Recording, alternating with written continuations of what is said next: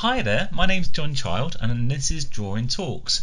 This is a tutorial of one of the scenes that I drew for my artwork called History. This is a very small scene and it's a time-lapse video. The original time it took me was around about 20 minutes, but you'll see this condensed down to around about 4 minutes, so not to bore you. Forgive me if it does go blurry now and again, because originally this was uploaded using Facebook Live and there was a poor internet connection. So as you can see, I'm going to take you through the process of exactly how I actually started and finished drawing this piece, or a tiny section of it anyway. So originally I would use technical pencils. The reason why I'd use technical pencils is because look, there's so much detail there.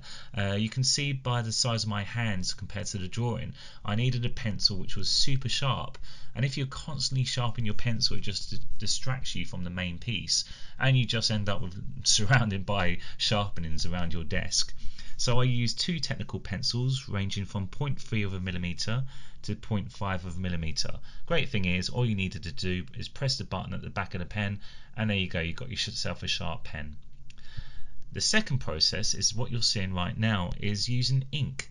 So I would use technical pens. Again, this is the pen version of the pencil where it's very precise, as you can see here, and they range from 0.2 of a millimeter to 0.45 of a millimeter in thickness. All depends on the line thickness and line weight that I wanted to draw on that particular subject. As you can see, all the way through this video I will chop and change from pens. Then I would actually finish off with a Sharpie. So any white space which needed filling in, as you can see there, it would take ages to use a pen which was 0.4 of a millimeter thick to colour in something like that. So instead I would use a Sharpie. Okay, be warned about Sharpies. Over time, sun will bleach that ink, so those lovely rich blacks that you do get, they will fade over time and suddenly go into like a dark blue. If you do want to have really rich dark ink and keep that dark and black, then use an ink called Indian ink. It's a little bit more expensive, but just keep your eye out for it. It's very, very useful.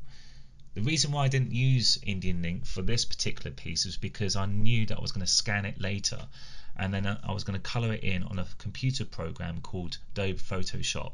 It's not a program I often use. I love Illustrator, but this particular piece I just wanted to learn how to actually use a different package. So again, it's all about learning over and over again when it comes to drawing. Last but not least, erasers. Yes, I use plenty of erasers. Perhaps not this many erasers, but enough for me to actually, learn from my own mistakes, and boy did I learn from a lot of mistakes. One of the process you can see here is hatching and cross hatching.